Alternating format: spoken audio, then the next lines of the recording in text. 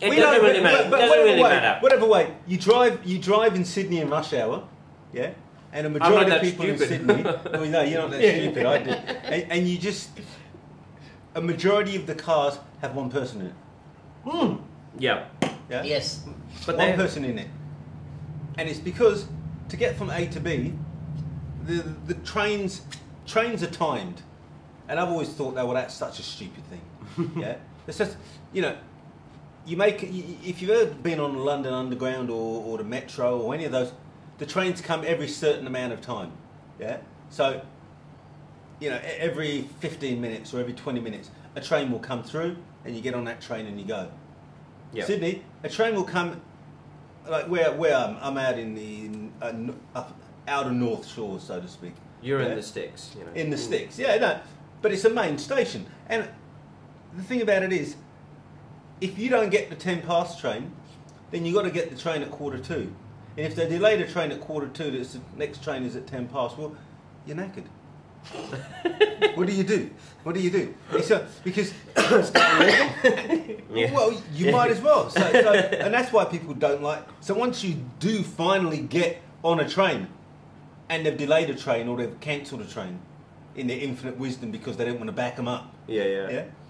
You're trying to get twice the amount of people that you usually get on the train. So people are hot, sweaty, in a bad mood. The air conditioning doesn't work. Oh, don't get me started on that. Today, that was a nightmare, and I was just travelling, from my place to here. But the thing about it is, this isn't just an Australian issue. Transport within, because governments take the money off you, and originally a lot of transportation systems were government owned and government run, and they were pretty good, yeah. But then they got private contractors to come along and take up the contract. No, not in New South Wales though. Is it still? No, it's there. They've already, even last week in the MX newspaper or something, about the train issues and the new trains that are coming. They're already delayed by 1 year. I'm sure that now that's privatised by 1 year, but I'm sure it's privatised. Yeah. I'm sure it's private because City Rail. Yeah, it's privatised. Are you sure? I thought it was. I didn't think it was. I'm sure that as a company. I'm sure they call it City Rail, but it might not be the city's. The thing about it is they've sold off. They've said, well, okay. So every year the fares go up to make profits because you can tell to a certain extent when they've privatised the company because they've got to answer to people who want to make a lot of money. And every year the fares go up astronomically. The City Rail's running at a loss though, so they've been running at a loss for years. They're not making money. How do you know? Did you see their books? No, I didn't. So it's my opinion. That's exactly what we're here for. Well, let's just say every company. No, they've been running at a loss because it's been in. I remember reading in the papers. Yeah, well, every company would say they're making a loss or they're making a profit. Yeah, but see, you wonder when so many thousands of people are traveling, right? The air conditioning doesn't work in the trains. Don't tell me they do. Who's going to pay for that? They don't pay. We're not paying extra for it. It's all included in the fare, right? So, but somebody's paying for the air conditioning unit service and maintenance. If they're not working, we're not paying for the maintenance, right? So that's some cutting cost measures there to reduce their expenses. They must be making money somewhere. It's not. But it's all about society. I just don't understand that they're not making money. Has all become about. It's come about cutting the cost. Again, it's the perception that you can bring it upon to an end user, the customer. It's not misleading. It's just that you've got to think twice.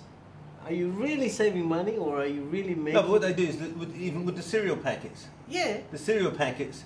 Yeah. The boxes are the same size, but how many grams that they put in it is smaller.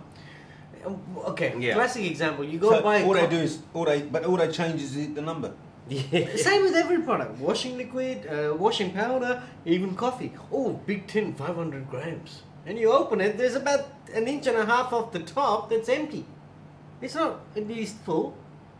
But people think you're getting a lot. Then they got extra 50 grams for the price of 500 or something like that. Yeah, it's when they do their special offers. But I think. But do you actually believe that you're going to take it home and put it on a scale? but you'd have to pour the content out. Because the weight of the tin The weight of the will tin obviously isn't contribute. taken in. Exactly. But do you think anybody's No, going to 500 go... grams is... We should try that.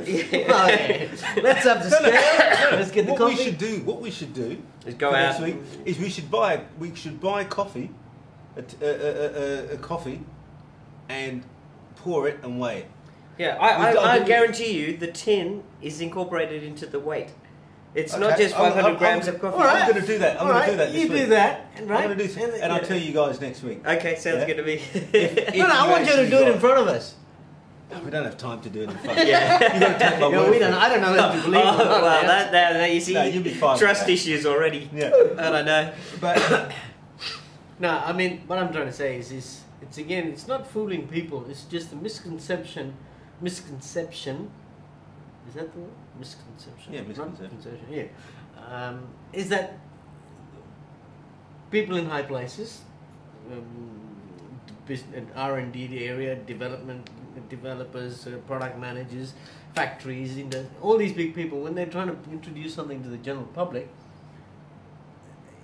they know, it's like the terms and conditions that we talked about, they know that people are not going to waste their time reading it, so they're just, they assume they're going to just sign the bottom line. Same thing, when you sell a product, they know they're not going to be at the shopping center going, now let me get my scales out and then weigh the And product. weigh the product. You're not going to do that, huh? You don't. But It's in every, it's like the energy. You know what it's it like is? the energy bill at the moment. Electricity bill is going up again.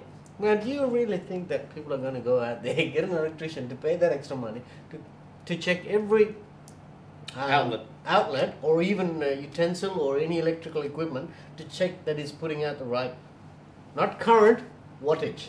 But not that. What you got to say is, you'd have to make sure you calibrate the meter that checks your electricity, Do you? and have you can't time? touch.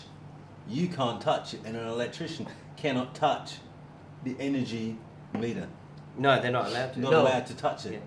So how do you know how it's if it's miscalibrated? They're not going to say to you, "Well, look, Ben, for the last 5 years, we miscalibrated your Energy electricity meter. We owe reading you by $5,000." about $5,000." Yeah? Yeah, I'd like to see that happen. They're not going to say that.